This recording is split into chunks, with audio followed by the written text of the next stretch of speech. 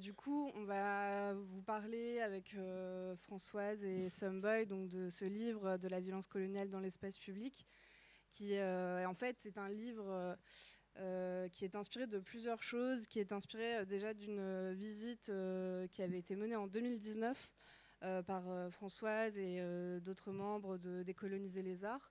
Donc c'est une visite en fait qui se passe en 2019 avant en fait, tout ce dont Françoise parlait avec Black Lives Matter et ce mouvement de réflexion autour des statuts coloniales dans la ville.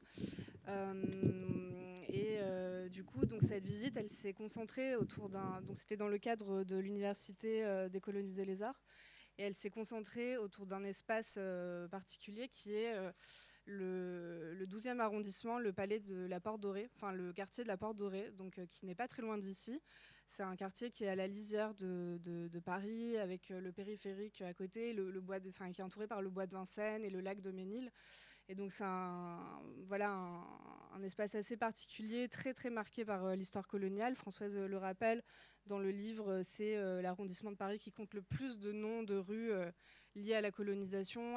C'est un quartier qui célèbre beaucoup les militaires coloniaux. Françoise vous expliquera pourquoi, mais c'est en partie au fait que en fait, le quartier a été construit, urbanisé pour l'exposition coloniale de 1931.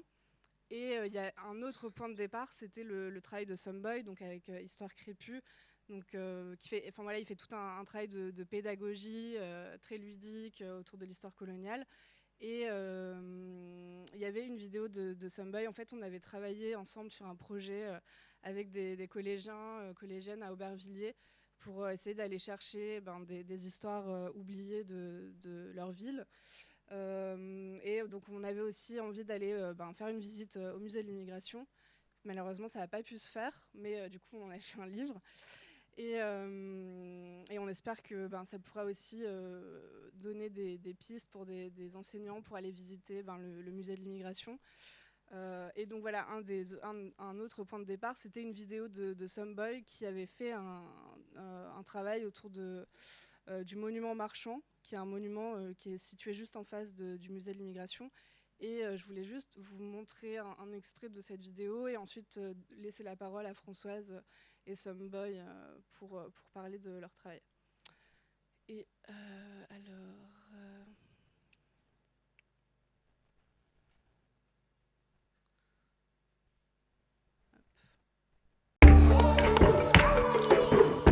Marchand et l'Alliance révolutionnaire Caraïbes.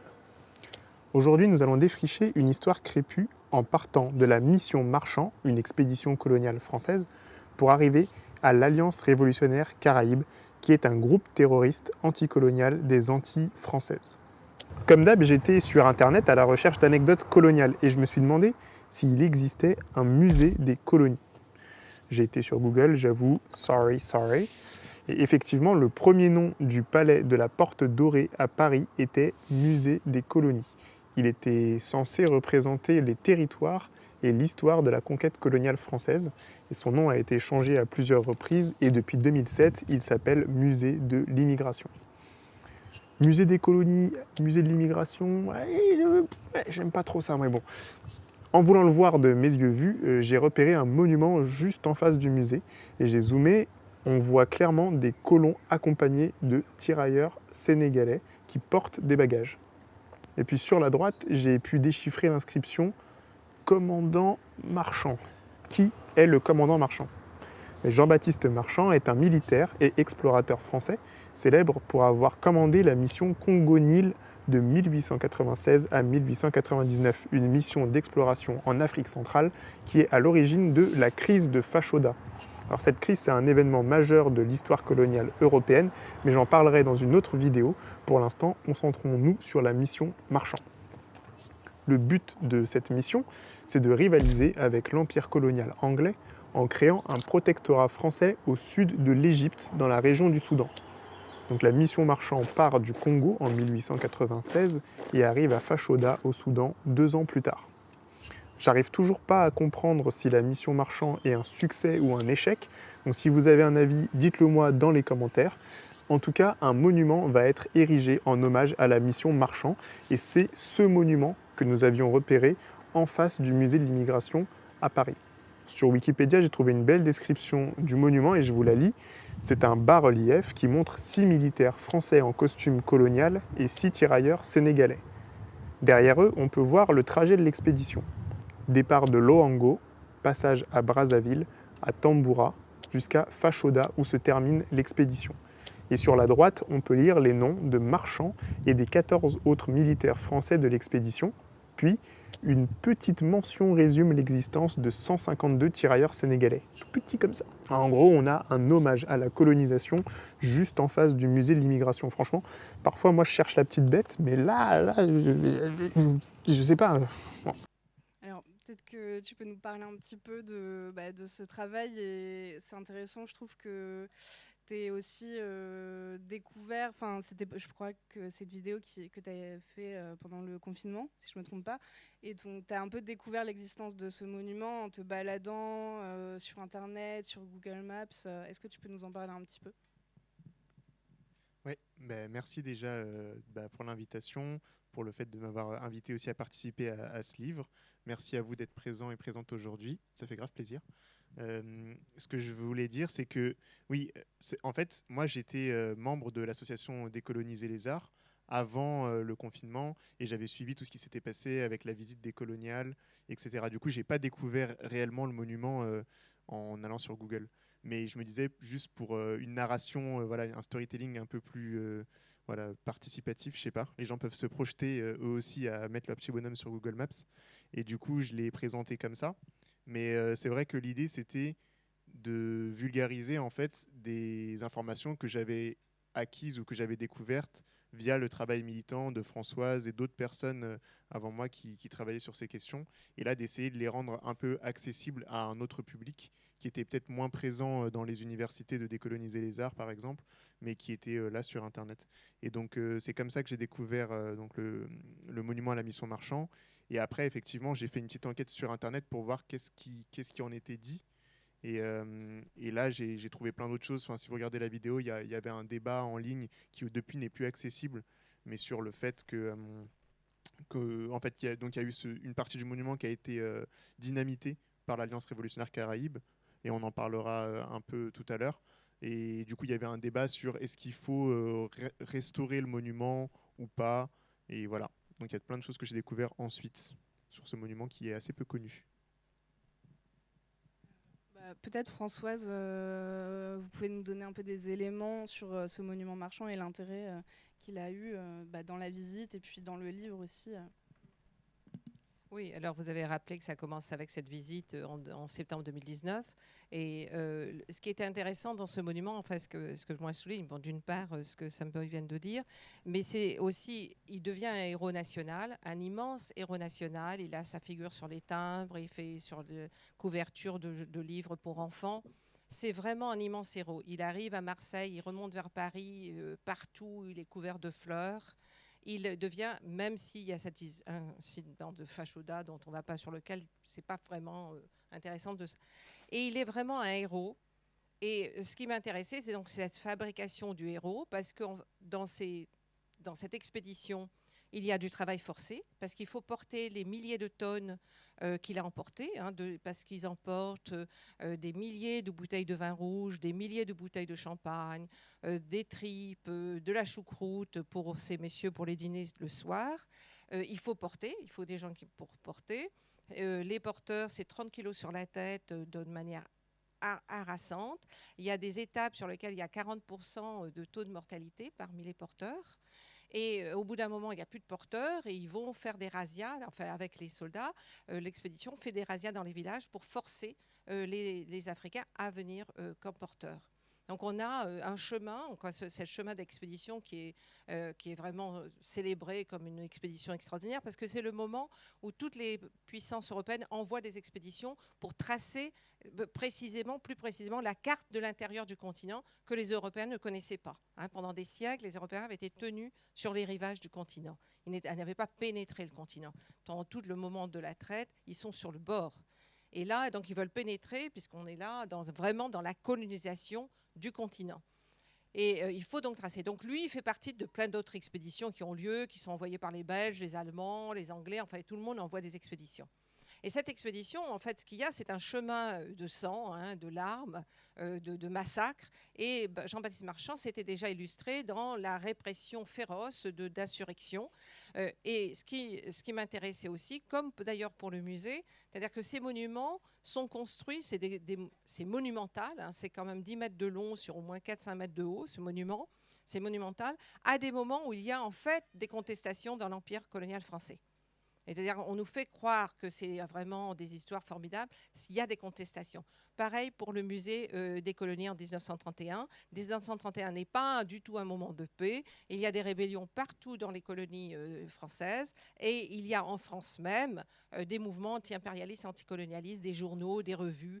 Il y a des ligues qui sont créées à Bruxelles au niveau européen. Donc quand on nous fait croire que l'exposition coloniale universelle a été un immense succès, que c'était formidable, que c'est vraiment le grand moment de l'empire colonial français, ce qu'on nous cache, c'est qu'il est déjà très contesté sur place même dans le continent africain, et Jean-Baptiste Marchand va s'illustrer dans la répression de ces mouvements.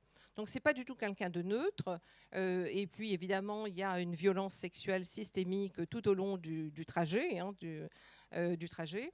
Ce qui est important pour eux, ils veulent atteindre le lac Tchad. C'est très, très important. Ils veulent absolument que la France mette la main sur ça.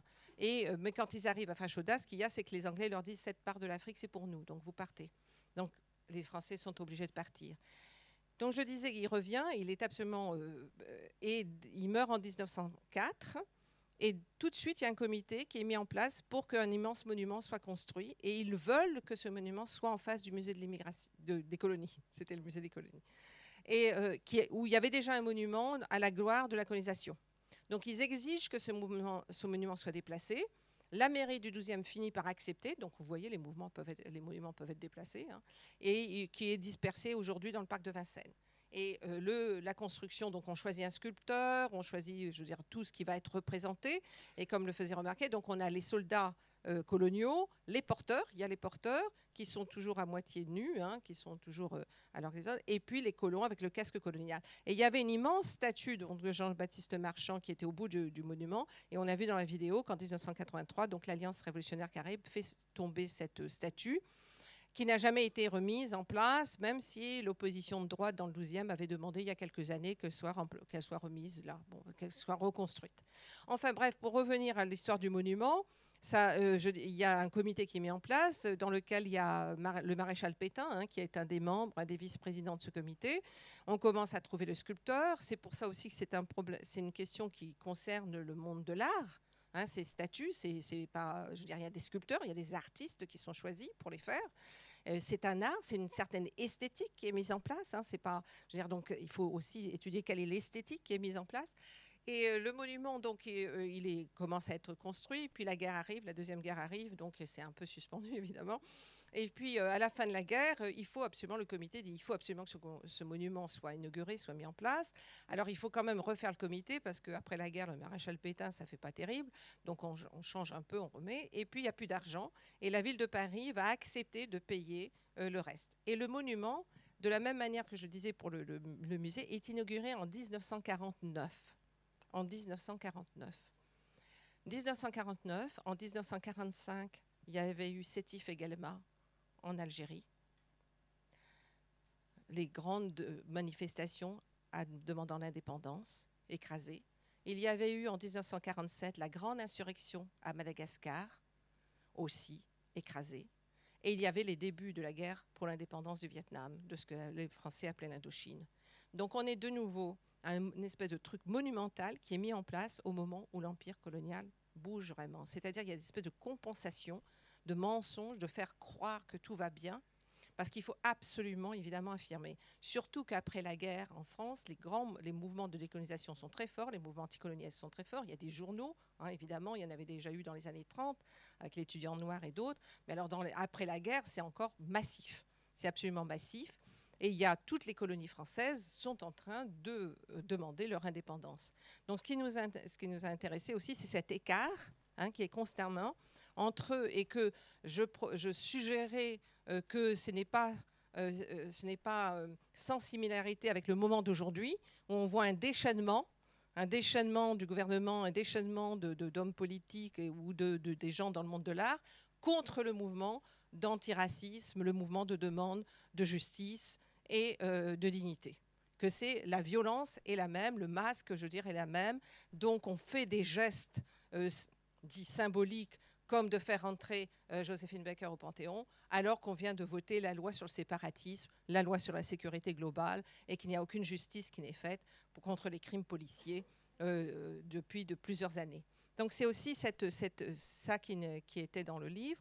Et ce qui est proposé dans le livre, c'est vraiment ce qu'on avait fait déjà, c'est-à-dire des ateliers décoloniaux in situ, c'est-à-dire d'aller devant et de dire c'est qui ça ? C'est qui, pourquoi, comment, à quel moment ça a été fait, que ça n'a absolument rien de naturel, ça n'a rien d'évident que ce soit là, ça n'a aucune raison d'être là, c'est certainement pas l'histoire, et que ça peut absolument être déplacé. Il faut libérer la ville, libérer l'espace public de ces présences absolument de criminels qui n'ont rien à faire là. Je parle d'environnement hostile, hein, que ces statues contribuent à un environnement hostile dans la ville, d'une ville qui est évidemment très belle, Paris, romantique, ville de l'amour, qui est hostile aux jeunes noirs, qui est hostile aux jeunes arabes, qui est hostile aux femmes, qui est hostile aux trans, aux travailleurs et travailleuses du sexe, qui est hostile aux personnes âgées, aux réfugiés, extrêmement hostile aux réfugiés, extrêmement hostile aux sans-logis. C'est une ville extrêmement hostile, hein, qui construit même le fait que les bancs, on ne peut même pas s'asseoir. Je veux dire, c'est dans tous les détails d'une ville qui n'est pas du tout accueillante. Pas du tout accueillante. Et que ces statues, je suggère, c'est les vigiles de pierre d'une ville bourgeoise, blanche et masculine. D'ailleurs, c'est que des hommes, hein, je veux dire. Enfin, on mettrait des femmes, ça ne changerait pas grand-chose. Mais et c'est aussi, quand je dis de regarder l'esthétique, c'est toujours des personnes, c'est toujours des très grandes statues, très dominantes, des hommes toujours en posture, oui, de soldatesque. Donc c'est aussi une image de la domination constante. Et c'est un rappel constant que les personnes qui passent, elles sont tout juste tolérées dans la ville. Que c'est la ville de ces gens-là. Et que les autres qui passent ne sont que tolérés. Donc que la décolonisation de la ville, c'est vraiment d'enlever ces personnes, c'est pas d'enlever des symboles. D'abord, répétons-le, ce n'est jamais l'histoire. C'est un choix politique de mémorialisation à un moment donné. En bas de Gallieni, c'est la Ligue maritime coloniale qui a fait que cette statue. Donc, ce n'est pas des statues, il n'y a pas eu des pétitions du peuple hein, demandant qu'il y ait Lyautey et Gallieni. Hein. C'est absolument, ce sont donc des choix politiques et de choisir quelle mémorialisation sera dans l'espace public. Et le fait que ce soit la mémorialisation de Colbert, de Lyautey, de Gallieni, de Jean-Baptiste Marchand, de Faidherbe et de tant d'autres, dans toutes les villes, dans plusieurs villes de France et dans les villes de ce qu'on appelle l'outre-mer, donc comme Joséphine de Beauharnais ou Schœlcher partout, ou la Bourdonnais à La Réunion, ce sont les signes. C'est chaque fois un rappel.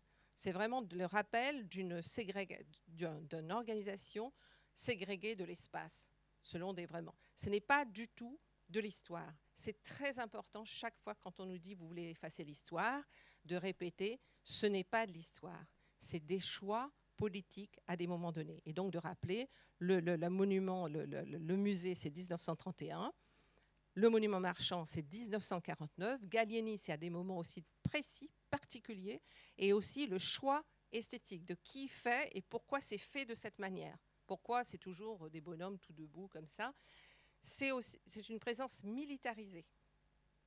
C'est rarement des gens en train de lire un livre. Hein, c'est vraiment une présence militarisée. Et je rappelle, Colbert, il est là, c'est un choix de Napoléon. Il n'y avait pas Colbert devant l'Assemblée nationale avant la décision de Napoléon. Donc il n'y a pas du tout de nous dire que Colbert, que c'est l'histoire, c'est faux. Donc ça, c'est ces choses-là que j'ai voulu avancer et que donc dans un texte mixte entre ta propre recherche et ta manière de la traduire en dessin. Et puis moi, j'ai relu les mémoires de tous les participants de l'expédition. J'ai trouvé aussi le film de l'inauguration, les journaux télévisés qui parlent de 1983. Enfin, tout était. Il y avait une pause. Donc, les documents, je travaillais à partir d'archives et de documents parce qu'ils sont là. Ils sont là. C'est tout à fait possible de faire ce travail. Et je pense qu'il faut renouveler le travail de demander, d'exiger que ces monuments et statues disparaissent de l'espace public. C'est une question de justice, c'est une question de dignité. Ça n'a rien à voir avec pourquoi ça serait là, on est en train d'effacer l'histoire. Non, il n'y a pas. Et ensuite, la deuxième question, et ça c'est vraiment une question à discuter ensemble, c'est quelle forme de mémorialisation nous voulons dans l'espace public. Qu'est-ce que nous voulons faire apparaître et comment nous voulons le faire apparaître. Et parce qu'après, peut-être Somboy, puis on passera la parole aux questions. C'est-à-dire que le choix, les statuts, c'est quand même une tradition monarchique. Hein, ça vient, les rois, les empereurs se sont présentés à cheval, ou enfin souvent à cheval d'ailleurs. Et est-ce que c'est la forme esthétique que nous voulons reprendre absolument, ou est-ce que nous pourrions penser à d'autres formes? N'oubliez pas que très souvent, le deuil par exemple de George Floyd ou de Adama Traoré, c'est une peinture murale. Donc il y a d'autres formes esthétiques qui sont possibles. Je ne dis pas qu'il faut absolument ça, mais ce que je veux dire, c'est qu'il y a des formes artistiques, esthétiques autres, et qu'il faut qu'on y pense. Il ne faut surtout pas accepter la manière dont on nous dit c'est comme ça a toujours été ainsi. Les statues dans la ville, c'est pas le jour qui se lève. Ça n'a rien à voir. C'est des choix. C'est fait par c'est des décisions qui sont prises. Donc c'est des décisions qui peuvent être défaites.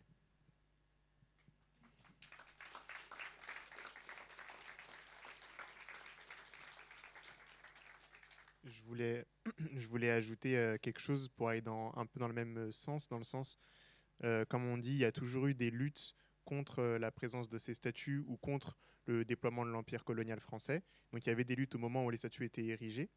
Mais il faut aussi se rappeler que même à l'intérieur du parti colonial, ce qu'on appelait le parti colonial à l'époque, c'était un grand lobby qui était très puissant, qui était très appuyé aussi par les sociétés de géographie, qui étaient assez importantes à l'époque coloniale.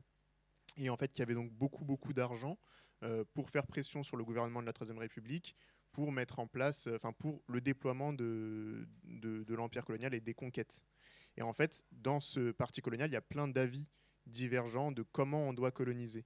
Et des figures comme Marchand, qui est connecté à la figure de Mangin, par exemple, là, il y a son nom qui est cité sur le monument. En fait, Charles Mangin, c'est un autre général colonial très connu, qui a une statue à quelques mètres de celle de Gallieni, donc pas celle de Marchand, mais celle de Gallieni, et qui est citée sur la statue de Marchand, et qui a une statue à côté de celle de Gallieni, et qui était donc celui qui a pensé ce qu'on appelait l'armée noire à l'époque, c'est-à-dire le fait d'utiliser des tirailleurs sénégalais dans les combats en métropole pendant les premières et secondes guerres mondiales.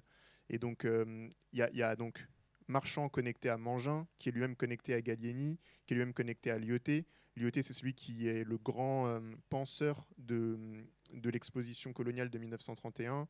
Il y a son bureau encore à l'intérieur du musée. Enfin voilà, tous ces généraux sont connectés et en fait sont aussi membres, on va dire, au sein du parti colonial d'une même école de pensée un peu. Et il y a d'autres généraux coloniaux, comme par exemple Archinard, qui est un général colonial qui était encore plus violent, qui faisait des attaques directes sur les populations qu'il voulait conquérir, alors que la génération de Gallieni ou Marchand faisait plutôt des traités en utilisant justement des porteurs qui les transportaient jusqu'au plus profond des territoires. Et donc, par exemple, un général comme Archinard n'a pas de statut, parce que même au sein du parti colonial, c'est pas sa mémoire qui a gagné, on va dire, la guerre idéologique de conquête.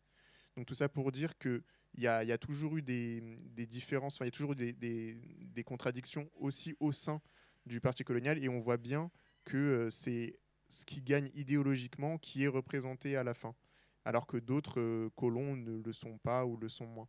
Donc c'était juste pour dire que voilà, tout ça, c'est vraiment une construction politique qui est important à creuser, à fouiller, pour se dire, bah, ok, on peut vraiment remettre en question cette mémoire, pourquoi c'est celle-ci qui est arrivée jusqu'à nous aujourd'hui, qu'est-ce qu'on peut en faire, etc.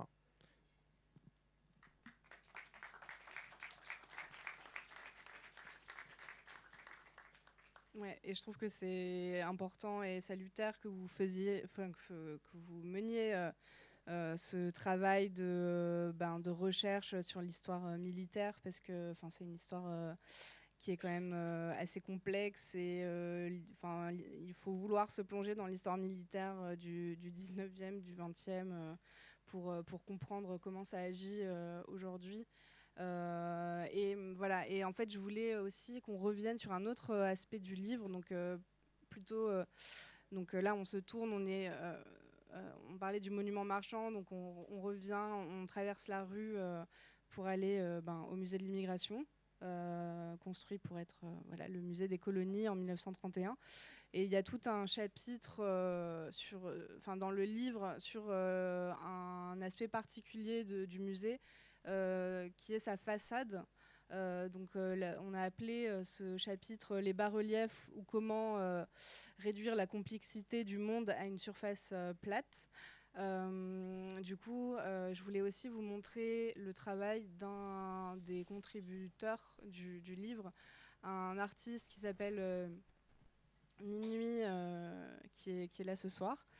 En fait, il avait travaillé à prendre en photo numérisée la façade du musée de l'immigration. Et vous voyez là, elle est vraiment dépliée pour qu'on puisse la lire en fait, vraiment, et comprendre l'organisation de ce monde.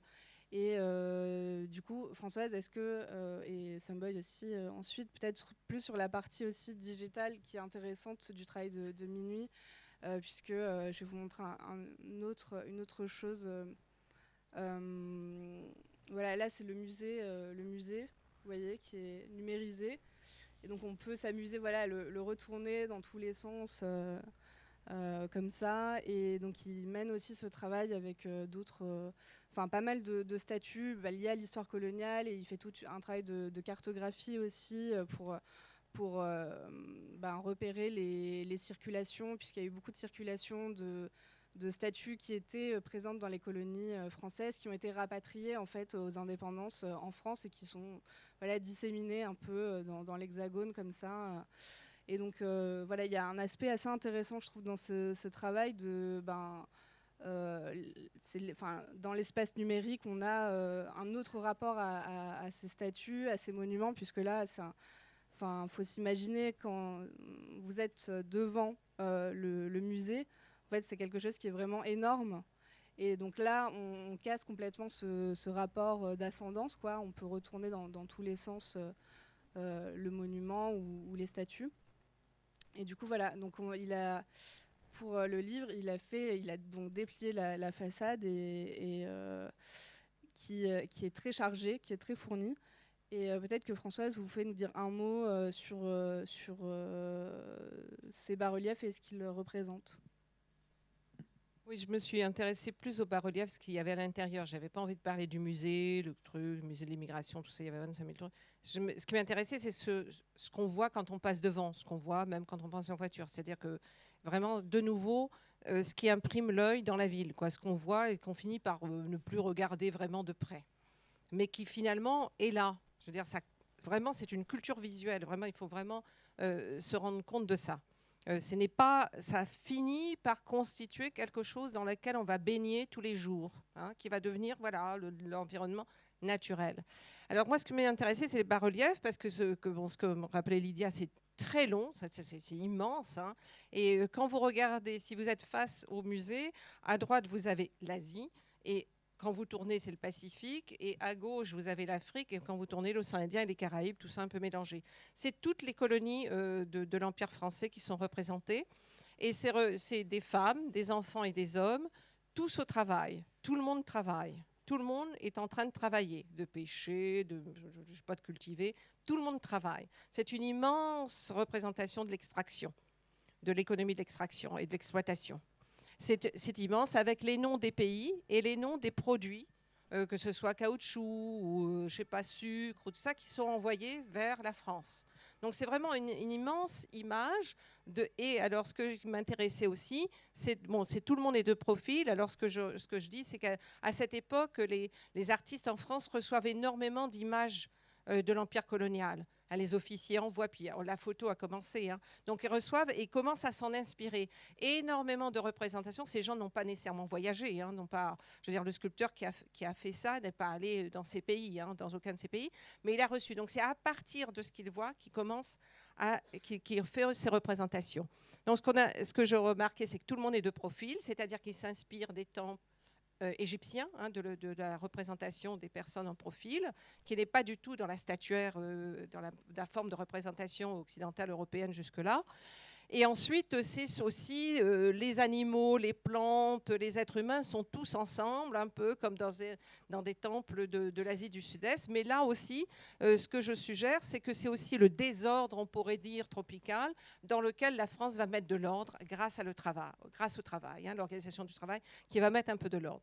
Donc c'est vraiment, et ce que je suggère, c'est qu'il s'agirait de rajouter d'autres termes sur cette façade, et on aurait toujours une représentation de l'extraction aujourd'hui. On rajouterait uranium, on rajouterait cobalt, on rajouterait nickel, enfin, on rajouterait des choses et ça continuerait à être la représentation de l'extraction, de la richesse de la France basée sur l'extraction systématique et de mettre au travail des peuples entiers. Tout le monde est au travail. Ce qui est intéressant aussi, c'est du côté de l'Afrique ou de l'Asie, il n'y a pas un livre, il n'y a pas une représentation d'une ville. Ce sont des endroits vides où tout le monde est au travail. Et dans lequel la France va pouvoir construire quelque chose. Donc il n'y a rien. La France, d'ailleurs, elle est au milieu, au-dessus de la porte. Elle est plutôt petite, elle n'est pas très, très grande, mais elle est là à recevoir, elle est assise, là vous la voyez, elle est assise, et elle est là à recevoir tout ce qui arrive. Autour d'elle, on voit des bateaux, on voit même aussi des avions, c'est-à-dire tous les éléments qui sont importants pour transporter, c'est-à-dire on n'oublie pas aussi que le commerce s'appuie sur toute une industrie et toute une technologie qui fait développer le fait que il fallait des bateaux, il fallait des avions pour que l'extraction quand même revienne en France. Donc quand tout est là, les femmes, les femmes quand elles sont africaines sont torse nu. Les femmes côté Asie, elles ont un petit corsage. Donc on voit aussi de nouveau ces représentations, ces féminisations constantes et du corps. Et c'est vraiment le travail. Il n'y a pas de blanc sur ce bas-relief, dans toute cette façade. La seule, c'est la France, là, métaphorisée en femme. Les colons sont à l'intérieur dans les peintures murales.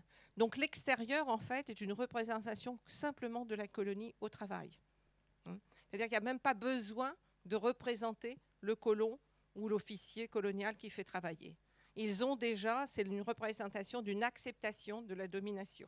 Tout le monde, en fait, il n'y a plus besoin de représenter le colon ou l'esclavagiste. Tout le monde s'est mis au travail au service de la France. C'est un bas-relief extrêmement intéressant. Donc le sculpteur, il a eu quelques modèles, puisqu'on a retrouvé une photo dans une archive.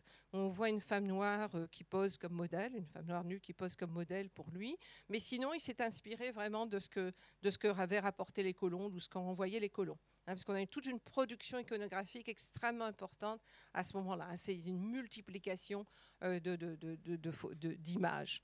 Donc c'est vraiment, pour moi, c'est vraiment comme une grande toile. Là, on voit l'avion, là, et puis comme une grande toile qui, en fait, nous représente l'économie extractiviste, l'économie de l'exploitation, qui est vraiment l'économie d'hier et d'aujourd'hui. En fait, il n'y a pas de rupture réellement. On pourrait absolument reprendre les personnes racisées, noires et racisées, continuent à travailler pour la richesse et l'enrichissement de la France et le confort de la France. Continuent à produire du sucre, du café, du caoutchouc et aujourd'hui des tas d'autres choses. Donc je disais, on pourrait rajouter. Tous les noms, ce qu'on peut voir aussi quand on voit ça, c'est tous les noms des pays qui ont été conquis. Et donc c'est aussi toute une histoire d'assujettissement et de dépossession de tous ces pays qui est là. Et donc c'est plus ce bas-relief, on avait assisté, moi j'avais assisté, j'avais écouté ce que des guides disaient, J'avais m'étais glissée dans une visite. Il n'y a jamais un mot sur tout ça. On vous dit, voilà l'Afrique, ça c'est l'Afrique, ça c'est ça, tout ça. Il n'y a pas du tout un mot sur la question coloniale. Et vous voyez, ça aussi, un côté c'est toute une représentation de l'asservissement à la fois de la nature et des peuples. Hein, c'est tout le monde. Voilà, la France c'est vraiment une image aussi de la domination française, de la suprématie blanche, d'une certaine manière, qui est montrée.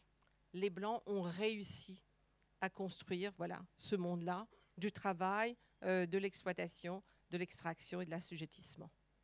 Donc c'est ça que nous voyons tous les jours quand nous passons devant ce musée. Et quand les enfants, tous les enfants qu'on amène, c'est ça que les enfants voient. Ils voient, sans même, et bien sûr, il n'y a pas d'explication qui leur est donnée, hein, on dit musée d'écologie, mais ce qu'ils voient, c'est que des personnes au travail qui sont des personnes donc racisées, noires et racisées. C'est cela qui est montré avec comme une profusion donc de travail, de corps entrelacés avec les animaux merveilleux, exotiques, et une nature complètement aussi tropicale, de tout. Il faut imaginer qu'à l'époque, en 1931, ça a été évidemment quelque chose d'impressionnant qui était là pour impressionner les visiteurs, hein, qu'ils soient impressionnés. Cela renvoyait l'image. Ils visitaient le monde simplement en regardant cette façade et ils pouvaient être fiers que la France domine tous ces peuples et puisse être si riche. Donc c'est un monument vraiment à la suprématie coloniale. Moi déjà j'allais dire merci beaucoup à Minuit, donc, qui est l'artiste qui a numérisé, on va dire, le palais de la Porte Dorée. Le procédé, c'est de la photogrammétrie, c'est-à-dire qu'il a pris des photos qui lui ont permis de transformer ensuite le bâtiment en modèle 3D. Et là, on vous l'a montré sur le site Sketchfab, ce qui veut dire que vous pouvez aller vous-même consulter le site Sketchfab et trouver le modèle. Et je sais qu'il y a des artistes sans doute parmi vous qui sont intéressés pour qu'est-ce qu'on peut faire avec cette matière. N'hésitez pas à contacter, donc c'est Minuit Digital qui travaille sur ces modèles et qui a numérisé aussi plusieurs statues d'ailleurs coloniales. Je ne sais pas, je n'arrive pas à le revoir avec les lumières. Ah, voilà, il est là-bas. Il est là. Et du coup, qui a numérisé aussi plusieurs statues coloniales, et il y a vraiment des choses à faire avec cette matière en fait. L'autre chose que j'allais dire, c'est que moi, quand je vois cette fresque, en fait, je ne peux pas m'empêcher de penser à la question de l'écologie décoloniale. Et je vois qu'il y a Malcolm Ferdinand aussi qui est là-bas, tout au fond, et qui a écrit un super ouvrage sur cette idée ou cette politique à penser, comment repenser l'écologie avec un point de vue, un regard critique depuis les mondes caribéens, mais aussi avec une perspective sur l'histoire coloniale. Et du coup, il y a cette question on voit l'asservissement des peuples et des sols au profit de la colonisation française. C'est vraiment ce qui est mis en image ici. Et il faut se rappeler que la colonisation, c'est toujours très, très connecté à des questions d'écologie. Parce qu'en fait, il y avait toujours la question de cultiver des choses, c'est-à-dire que ce soit de l'arachide au Sénégal, ou après, ça peut être aussi de l'extraction, extraire de l'EVA en Indochine, du coup au Vietnam. Il y avait toujours en fait un rapport aux ressources des sols colonisés qui était importante pour la métropole. Et ensuite, donc, la pollution qu'engendre cette exploitation, toutes ces questions-là, en fait, sont des questions d'écologie décoloniale qu'on peut se poser aujourd'hui. Et quand on voit cette image, je ne sais pas encore quoi en faire comme analyse critique. Enfin, Françoise a déjà commencé ce travail et vous pourrez en avoir des aperçus dans le livre. Mais il y a, je pense, encore plein de choses à creuser sur même des détails, des mini-scènes de ce qui se passe. Et grâce à Minuit Digital, du coup, vous pouvez zoomer et aller repérer ce qui vous intéresse. L'autre chose que je voulais dire, c'était que, en fait, il faut bien se rappeler que donc, ce palais, il arrive pour l'exposition coloniale de 1931, comme le disait Françoise. Donc, c'est notre ami Lyautey qui est en charge de tout ce grand projet et qui en fait la promotion. Et en fait, ce qu'il faut se dire, c'est que, donc, comme je vous ai dit, Lyautey, Gallieni, Marchand, Mangin, c'est un groupe du parti colonial. Ils ne représentent pas toutes les idées qu'il y a dedans. Mais à ce moment-là, c'est eux qui gagnent la guerre idéologique et la guerre de propagande qui se livre au sein du parti colonial. Et du coup, ils ont des budgets assez importants pour montrer la grandeur de la France auprès du grand public qui, en fait, n'est pas vraiment formé à ces questions, n'a pas beaucoup d'idées de ce qui se passe, à part via leur propre texte. Enfin, ce que je veux dire, c'est que... Françoise n'est pas d'accord. Mais ce que je veux dire, c'est que la majorité du public, en fait, n'a accès à ce qui se passe dans les colonies que via leur récit ou via une presse pro-coloniale. Même s'il existe des journaux anticoloniaux, etc., ils sont moins diffusés. C'est ce que je veux dire. Tu es d'accord avec ça? Pas vraiment. Bon, je continue. Peut-être que tu pourras corriger. Mais donc, en fait, il faut se dire qu'à ce moment-là, ils essayent d'impressionner le grand public, aussi d'impressionner les pays les autres pays européens qui vont venir visiter cette exposition. Enfin, c'est pas... ça ne représente pas ce qu'est réellement la colonisation, puisqu'il y a toutes ces luttes, toutes ces rébellions qui sont à ce moment-là actives. C'est vraiment un objet de propagande le plus... c'est vraiment de la grosse propagande de la Troisième République coloniale à ce moment-là. Et du coup, aussi à ce niveau-là, on peut se poser la question, est-ce qu'on a envie de ces... Enfin, clairement, moi, j'ai pas envie. Mais en tout cas, qu'est-ce qu'on peut faire de cette propagande qui reste active et visible aujourd'hui dans nos esprits et qu'on considère parfois comme l'histoire, ce qui n'est pas du tout le cas. Et du coup, je crois que c'est tout pour l'instant, ce que j'allais dire. Ce que je propose dans le livre, c'est que en fait, ça, c'est une archive coloniale. C'est une archive, c'est comme quand on va dans les archives et qu'on trouve, par exemple, un acte de vente de quelqu'un, d'un noir, d'une noire. Le bâtiment lui-même est une archive coloniale qu'on devrait visiter comme une archive, avec une explication de ce que c'est, comme ce document, qui est un document de l'impérialisme français en 1931. C'est pas à regarder comme un musée, c'est à regarder comme, voilà, c'est un document de propagande, comme tu disais, à un moment donné. Et donc, quels sont les instruments, quelle est l'esthétique, quelle est la forme de représentation qui est utilisée pour cette propagande à ce moment-là. Et ça, et du coup, c'est impossible d'avoir un musée à l'intérieur, pratiquement, puisque le monument lui-même impose déjà un certain discours. On ne peut pas rentrer dans ce monument en faisant abstraction de ce bas-relief, ni des peintures à l'intérieur. Et du coup, d'essayer de faire un musée là-dedans, je veux dire, sauf de faire un musée sur l'idéologie coloniale, parce que le monument lui-même, parce que c'est l'architecture, c'est ça que je répète, c'est-à-dire cette architecture, elle est déjà un message de domination raciale, genrée et de classe. Il n'y a pas besoin d'entrer, je veux dire, la façade elle-même est déjà un discours de ce genre. Hein, c'est un discours de la domination. Donc après, on entre et on essaye de faire neutre à l'intérieur, mais c'est presque impossible. Je veux dire, vous êtes entré déjà dans, je veux dire, là, la scène, elle est celle-là. Sinon, la question, oui, ce que je disais, c'était plutôt que la fabrication du consentement au colonialisme, elle commence déjà sous l'esclavage. L'esclavagisme est déjà une forme de consentement, puisqu'on va habituer les Français au fait qu'il y a des produits qui arrivent sur leur table, qui viennent des colonies esclavagistes, et qu'on ne se pose pas trop de questions sur d'où vient le sucre, d'où vient le café, ou d'où vient le tabac, ou d'où vient le coton. Hein, ça arrive sur la table, ça arrive dans les... Il y a des usines Les usines de raffinerie sont en France. Les ouvriers ne se demandent pas d'où vient le sucre qui doit être raffiné. Le coton qui arrive, on ne se demande pas d'où vient. Le tabac, enfin tout ça. Je veux dire, il y a déjà une naturalisation de l'exploitation. Et effectivement, et puis l'esclavagisme est déjà une catastrophe environnementale. Mais le consentement, si tu veux, c'est vrai qu'il n'est pas toujours, il n'y a pas besoin toujours de grandes déclarations, c'est ça que je veux dire. Tu vois, ça s'insinue tranquillement, ça naturalise doucement, comme ça, l'idée raciste et l'idée de domination raciale qui s'institue déjà avec l'esclavagisme, donc déjà 16e, 17e siècle. 18e, c'est déjà très consolidé. Et voilà. Mais c'est vrai que ça, sur la question de l'environnement, c'est évidemment très important, non seulement parce que ce que tu dis, donc de la pacification, il faut discipliner les peuples comme on doit discipliner aussi la nature. Et puis l'extraction, parce que de toute façon, l'extraction du caoutchouc, de tout cela, ça a été des catastrophes environnementales. On le sait, que ce soit dans ce que les Français appelaient l'Indochine ou évidemment après dans des parties d'Afrique. Et puis l'imposition de monoculture. Mais peut-être qu'on peut ouvrir à la... Non, aux questions, non. Pardon.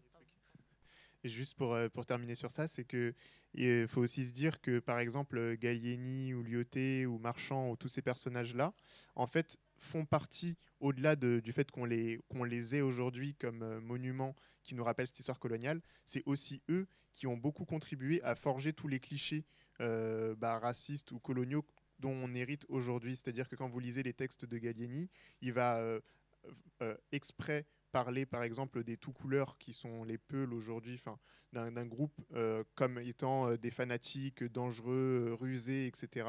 Alors que les Bambara, un autre groupe qu'il rencontre pendant sa conquête, seraient plutôt fidèles, serviables, forts. Enfin, tous ces clichés-là, lui, pendant qu'il est en mission coloniale, il va rédiger des stéréotypes comme ceux-ci dans ses mémoires, qui vont ensuite être diffusés par la presse à plus grande échelle et qui vont contribuer à toute une construction de préjugés raciaux dont on hérite aujourd'hui. Sachant qu'en fait, quand il fait ça, lui, il y croit même pas en fait, au fait que les Peuls soient comme ça et les Bambara soient comme ça. C'est simplement qu'il a besoin de crédit, de plus d'argent pour un projet qu'il a, lui, qui est de faire tomber le souverain tout couleur à ce moment-là. Et donc, il lui faut convaincre la métropole que c'est ça les ennemis. Et donc, il va rédiger ses mémoires, ou ses récits de telle manière.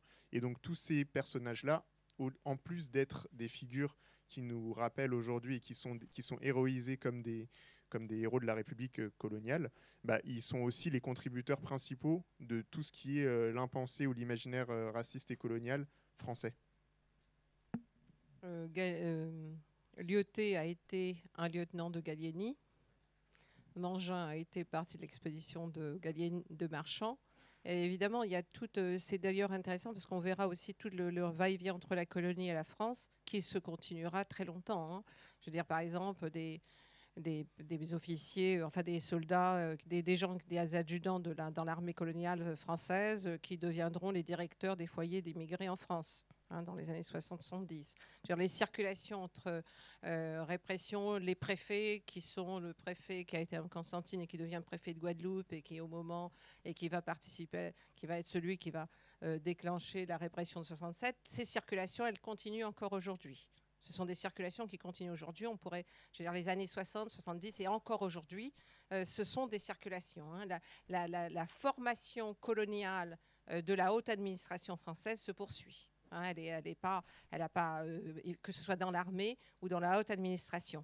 Donc et elles sont formées, ces élites sont formées par ces textes. Le texte de Gallieni, la doctrine des races, qui sera évidemment très importante aussi à Madagascar, hein, de faire une division entre les gens des plateaux, les Imérines et les gens des côtes, en disant que voilà, et de se servir de cela. Il y a aussi toute une construction aussi qui fait écho à aujourd'hui, c'est-à-dire du sauveur blanc, qui déjà aussi se met en place beaucoup à ce moment-là. Hein, et on pourrait d'ailleurs, deux petits mots sur Victor Schœlcher, mais enfin pour revenir par exemple pour Gallieni, Gallieni se présente comme celui qui va libérer les Malgaches de l'esclavage. Alors il abolit l'esclavage et il institue dans l'après-midi même de la même journée le travail forcé. Le matin, il abolit l'esclavage, l'après-midi, il institue le travail forcé. Bon, voilà, donc c'est aussi les recompositions, les nouveaux régimes de travail qui se mettent en place au nom justement de l'abolition de l'esclavage qui devient un des grands discours de la Troisième République de sauveur, hein, de sauveur blanc, d'aller sauver. Et toutes ces personnes-là se présentent comme des sauveurs. Sur Victor Schœlcher, juste 2 mots avant quand même qu'on puisse discuter. Ce qui était intéressant, c'est pour ça qu'on avait voulu aussi le mettre au début de la vidéo, c'est que ça se passe avant l'assassinat de George Floyd. Donc, ce n'est pas dans le même mouvement que ce qui se passe après. Et ce qui est intéressant, c'est que ça vise une icône de la République, un grand homme républicain. Ce n'est pas un esclavagiste, ce n'est pas quelqu'un qui a participé à la traite. C'est l'initiateur du décret du 27 avril 1848. Il est contre la peine de mort. C'est un grand républicain qui va être harcelé par Napoléon III, tout ça. Et donc, c'est intéressant que ce soit lui qui soit le premier déboulonné, mis par terre par des jeunes militantes et militants martiniquais. Et on entendra tout à l'heure un enregistrement de Géa Sani, qui était une des jeunes femmes qui a participé à cet déboulonnage et qui dit « Nous vivons toujours dans la plantation ». Donc, ce qui est mis en cause dans Schœlcher, c'est la poursuite de la colonialité. C'est la colonialité républicaine. Et c'est ça que c'est intéressant. Et c'est en ça que ces monuments poursuivent. Ce n'est pas le passé, ce n'est pas vouloir faire tomber des figures du passé, c'est faire tomber des figures qui continuent aujourd'hui dans le présent, dont les idées, les idéologies, les formes, les pratiques se poursuivent dans le présent, même si c'est un peu sous d'autres formes, mais qui ont continué à former l'élite gouvernementale française, qu'elle soit l'armée qui intervient aujourd'hui dans les pays africains ou les soldats, les gendarmes que le gouvernement vient d'envoyer en surplus à la Guadeloupe pour écraser le mécontentement social d'un pays qui est quand même malmené depuis des siècles. Donc on voit que les réponses de la France restent les mêmes et que donc d'en faire tomber Schœlcher, c'était ça qui était pointé. Et c'est ça qui est quand même extrêmement intéressant à garder en mémoire. Comme vous le savez, le geste a été condamné par le gouvernement et aussi par des historiennes et des historiens de gauche, et qui est soutenu quand même aussi par des intellectuels en Martinique et en Guadeloupe qui ont rappelé que vraiment, là, c'était justement le geste le plus important qui a été fait, de viser cette icône républicaine, de montrer le lien entre République et colonie, qui se poursuit aujourd'hui. Mais je voudrais dire une dernière chose, juste par rapport au livre. Donc, Françoise a écrit le texte et Someboy a fait une contribution visuelle avec plusieurs doubles pages, dont un exemple là que je vous ai mis, où là, donc, ça reprend en fait un pan du musée de l'immigration avec une liste de noms lié à l'histoire coloniale, donc voilà, qui est dédié à ses fils qui ont étendu l'empire de son génie et fait aimer son nom au-delà des mers, la France reconnaissante, où il y a toute une généalogie qui remonte jusqu'aux croisades, en fait, où on croise voilà, des gens comme Colbert, Gallieni, etc. Voilà, donc on a travaillé avec Someboy en lien avec Mylène Mahero, qui est la graphiste qui a travaillé vraiment la matière du texte, etc. Et on a travaillé à donner une forme imprimée à ton travail numérique qui est dans un autre espace, quoi. Donc voilà, j'aimerais la saluer. Et ouais, il y a le cahier iconographique qui a mené à plein de réflexions, parce que on se demandait, voilà, on a travaillé avec des images d'archives. Donc ça, c'est plutôt contemporain, des actions qui ont été menées autour de la statue de Colbert et Gallieni. Je vais retrouver mais on a travaillé avec vraiment des archives autour des luttes anticoloniales des années 30 notamment. Et c'était important pour nous de mettre plutôt ça en avant que, encore une fois, faire un spectacle de ce qui s'est passé pendant l'exposition coloniale, de montrer les reconstitutions de villages indigènes, des personnes qui étaient amenées à Paris pour faire le spectacle, etc. Donc ça, c'est un travail qui a été mené avec Lisa Truchassou, qui est là aussi. Et voilà. Et aussi, enfin, il y a une contributrice qui est très importante qui s'appelle Laura Boulic, avec qui on a travaillé sur une charte d'écriture multigenre, voilà, pour big up à Blanquer.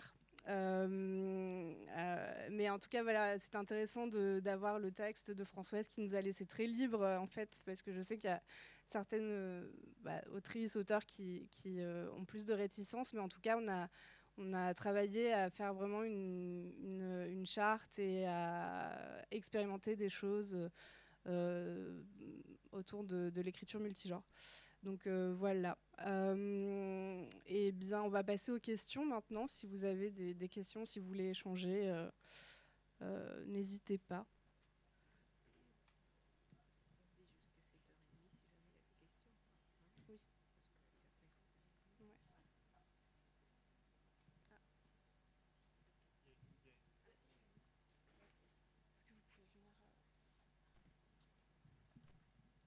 Bonsoir, je voudrais juste rajouter un petit quelque chose. Merci beaucoup, hein, c'était vraiment passionnant. Je voulais juste rajouter quelque chose à propos de Gallieni, etc. et Madagascar. La preuve que le gouvernement français pouvait faire enlever des statues, c'est que quand ils ont senti à Madagascar que ça commençait à bouger, En 67, ils ont dit on va quand même enlever la statue de Gallieni parce que bon, voilà. Donc ils l'ont enlevée. Ça n'a pas empêché la révolution d'arriver. Et il y a une autre chose aussi que les Malgaches ont fait quand la Révolution est arrivée en 72, c'était très joyeux, etc. Il y avait Jeanne d'Arc qui était restée, bon, parce qu'ils se sont dit, bon, elle n'est pas trop emmerdante celle-là. Et les Malgaches, ce qu'ils ont fait, c'est qu'ils l'ont entièrement habillée en Malgache, ils lui ont mis un bébé dans le dos, ils lui ont mis des trucs sur la tête, etc., pour qu'elle soit méconnaissable. C'est aussi quelque chose qu'on peut faire. Qui était immense sur un cheval, elle est dans une caserne, dans un hangar. Donc on peut aussi mettre les statues dans des casernes, dans des hangars de casernes.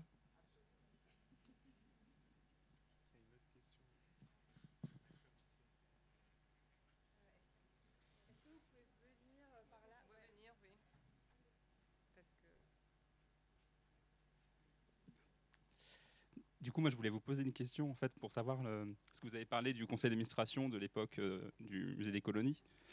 Et là, je voulais en fait vous poser la question du conseil d'administration actuel. Et après, je me suis dit, bon, ça sert à rien de poser la question, je peux regarder sur Internet. Du coup, je voulais faire part de, de mes recherches très rapidement. Du coup, le conseil d'administration, il est présidé. C'est une recherche super rapide, hein, donc ça mériterait d'être vraiment plus. Enfin, les liens que je vais faire sont peut-être un peu rapides, mais bref, juste pour vous dire, donc donc c'est présidé par Monsieur. Attendez, non, excusez-moi. Présidé par Mercedes Hera. Et en bas, ils disent qui est Mercedes Hera. Elle est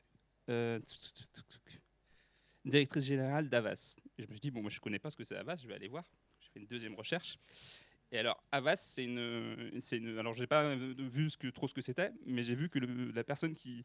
Donc, pas parce qu'elle est directrice générale, mais le PDG, c'est Yannick Bolloré, qui est apparemment frère de.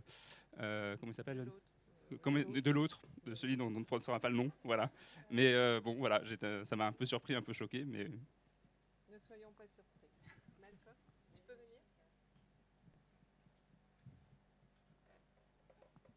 venir ? Bonsoir tout le monde. Et déjà, j'aimerais remercier Somboy et Françoise de cet ouvrage. Enfin, vraiment merci pour cela.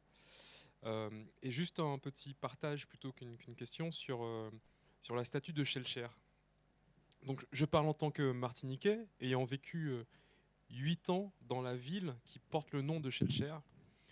Et le jour où la statue a été déboulonnée en Martinique, j'étais en train de participer à une conférence sur le 22 mai avec la Fondation Maison de l'Esclavage. Tout content.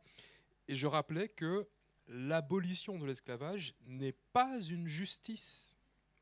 Que la justice liée à l'esclavage, on l'attend encore aujourd'hui.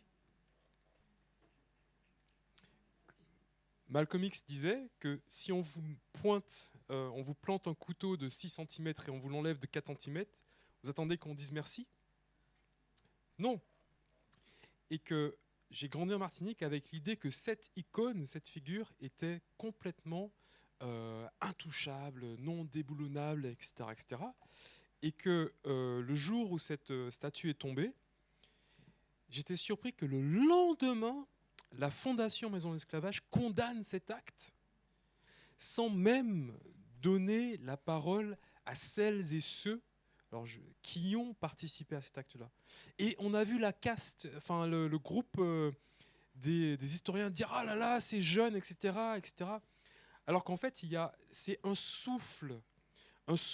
Il y a un moment qu'on attend ce souffle aux Antilles, où on vient de bousculer ceux qui ont été actifs et militants dans les années 70-80, qui sont encore là, au niveau politique, au niveau militant. Et c'était vraiment un renversement, et ça marque un souffle qui, j'espère, contribuera à faire bouger d'autres choses. Et donc vraiment, voilà, merci d'avoir souligné cet événement dans l'histoire des différentes déboulonnages. Voilà. Pour l'instant, non. Mais pour l'instant, la dernière fois que j'y étais, la statue est encore cassée.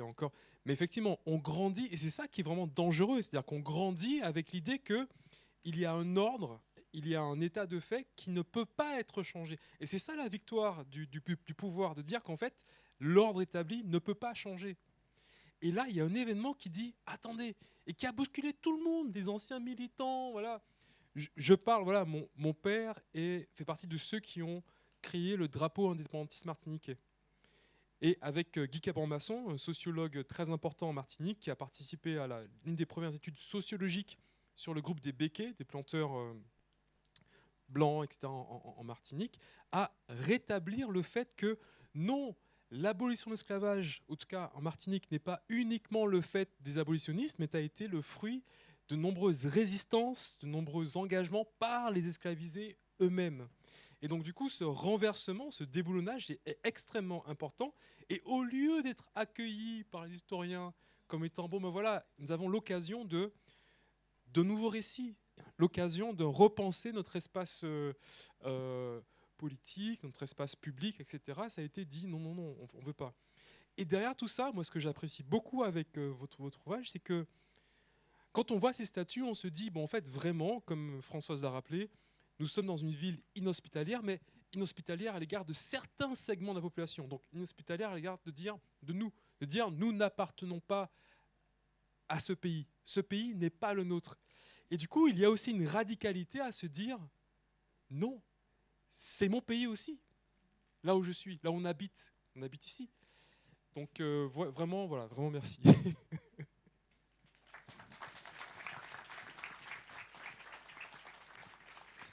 Moi, je pense qu'il faut reprendre. En fait, comme vous le savez, en France, aucune statue n'est tombée. Aucune statue. Non, la Martinique n'est pas la France. Non. Aucune statue n'est tombée en France. Je veux dire, il y a eu le président de la République qui a dit quoi aucune statue, je ne sais pas sur l'histoire. Bon, d'abord, en plus, comme on le rappelle, la République a déboulonné. Hein, je veux dire, dans l'histoire, il y a eu des tas de déboulonnages. Et comme vous le savez, il n'y a pas aucune statue de Pétain, aucune rue Pétain dans le pays. Quoi. Je veux dire, il y a quand même qui, quoi, casse. Hein, je veux dire. Donc, de toute façon, les statues peuvent être enlevées. Il faut vraiment qu'on attaque ces symboles. Bon, il y a l'exemple de 1983. On n'est pas nécessairement obligé de le répéter, celui de l'Alliance révolutionnaire Caraïbe. Mais on peut se dire que ces monuments peuvent être déplacés. Vraiment, c'est possible. Ce n'est pas du tout de l'ordre de, je sais pas, de quelque chose d'extrêmement délirant. C'est possible. Elles peuvent être déplacées. Elles peuvent sortir de l'espace public.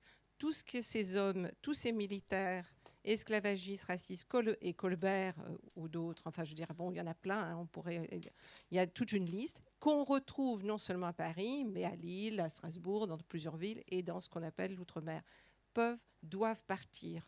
Nous sommes en 2021, ces personnes n'ont plus rien à faire dans l'espace public. Nous n'avons pas d'illusion qu'une fois enlevées, tout va aller bien, mais elles ne peuvent pas continuer à être là, ce que disait aussi Malcolm, à constamment nous rappeler une domination. Il y a quelque chose qui doit être enlevé. Il y a des choses qui sont enlevées. Je veux dire, il n'y a aucune raison de les garder, strictement aucune raison de les garder. Alors, prenons-en une à Paris, hein, le monument marchand, par exemple, et disons-nous qu'il doit partir. Et puis d'autres suivront. Regardez, oui.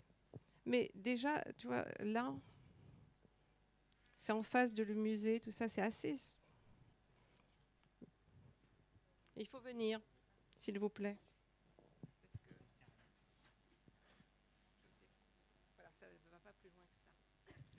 Oui, moi j'ai une question du coup. Bonjour, merci beaucoup pour la conférence, c'était très intéressant. Moi, c'est par rapport au fait que vous dites qu'il faut vraiment les déplacer ou les détruire ou en faire quelque chose. Est-ce qu'il n'y a pas une part aussi à faire une balance entre éduquer et détruire, c'est-à-dire que ces statues peuvent aussi nous permettre de mettre des messages devant pour montrer que effectivement ces personnes ne sont pas des bonnes personnes, qu'elles ont été mises là à un moment donné pour les mauvaises raisons, et du coup est-ce que ça ne peut pas aussi permettre dans certains sens, parfois il faudrait les détruire et parfois partir plus du côté éducation et montrer aux gens que voilà, il y a un passé, que c'était pas bien, et expliquer pourquoi c'était pas bien. Je pense que merci pour la question, mais c'est une question qui est souvent posée dans ce genre de contexte justement autour de ces questions. Et en fait, moi je pense que déjà il y a un truc, perso j'essaye de pas trop penser en mode c'était bien ou c'était pas bien ce qu'ils ont fait ou c'était des bonnes personnes ou quoi. C'est juste qu'il y a eu une série de décisions politiques qui ont été faites à un moment donné dans le cadre d'une république coloniale, etc. Et que je pense que c'est possible de marquer une rupture politique avec ces décisions-là et de dire aujourd'hui on n'est plus raccord avec cette volonté ou cette propagande spécifique. Et du coup, on est en désaccord avec les actions et les choix qu'ont fait ces personnages. On n'a pas envie de les mettre à l'honneur. Et du coup, on marque la rupture assez visuellement. Autant que eux ont été mis à l'honneur par cette République coloniale, aujourd'hui la Ve République, qui est censée avoir décolonisé, même si, comme tu disais tout à l'heure, les questions sont plus complexes. En tout cas, cette Ve République peut essayer de marquer une rupture franche avec... Et après, sur la question de est-ce qu'il faut ou pas les détruire, on peut voir par exemple la statue du commandant Marchand. Je trouve que c'est un des meilleurs exemples de cette question parce qu'elle a été dynamitée par l'Alliance révolutionnaire Caraïbe. Mais en fait, depuis ce dynamitage, rien n'a été fait pour justement mettre peut-être une plaque qui expliquerait à la fois qu'est-ce que c'est que le monument et le fait qu'il ait été déboulonné. Et ça veut dire que quand vous arrivez aujourd'hui devant le monument, vous ne savez même pas qu'il y a eu un dynamitage et il n'y a aucune mémoire de cette lutte qui est conservée. Alors après, à côté, il y a la question on peut toujours déboulonner et conserver le monument. On l'a dit pour Gallieni qui est dans une caserne actuellement, celui de Madagascar qui a été déboulonné et qui est dans une caserne. Il y a la statue d'Edward Colston du coup en Angleterre qui a été jetée dans l'eau mais qui a été repêchée et mise dans un musée. C'est-à-dire que le monument existe toujours, même s'il n'est plus dans l'espace public. Après, il y a le jardin d'agronomie tropicale qui est en banlieue parisienne dans le parc de Vincennes. Et là, il y a plein de monuments, de restes de statues qui sont des statues coloniales et qui zonent. En fait, c'est une sorte de cimetière de statues qui est hyper intéressant. Je vous conseille d'aller voir. Il y a moyen de placer des choses là-bas. Disons que de ce que je vois, j'ai pas l'impression qu'il y ait une volonté du tout gouvernementale pour l'instant d'agir. C'est comme s'il y a une paralysie et on le voit en Martinique ou dans les différentes outre-mer français. Les statues qui ont été déboulonnées, il n'y a rien en fait qui est fait autour. Le gouvernement n'a pas mis de plaque expliquant. Il n'y a toujours rien qui est fait. Et du coup, je sais pas. Vous avez raison de poser la question de l'éducation. C'est extrêmement important. Mais alors, qui va écrire le texte? Certainement pas si c'est le gouvernement qui écrit le texte. De toute façon, ça sera, je ne sais pas, on aura compté. Je veux dire, donc la question, c'est, faire cette éducation constante, elle ne peut pas se réduire à un texte. Ce serait très difficile de mettre un seul texte devant Gallieni ou un texte court parce que les gens il faut lire, quoi. Il faut avoir le temps de lire. Et puis la lecture, c'est aussi une certaine manière d'expliquer. Je veux dire, c'est pas visuel, c'est pas.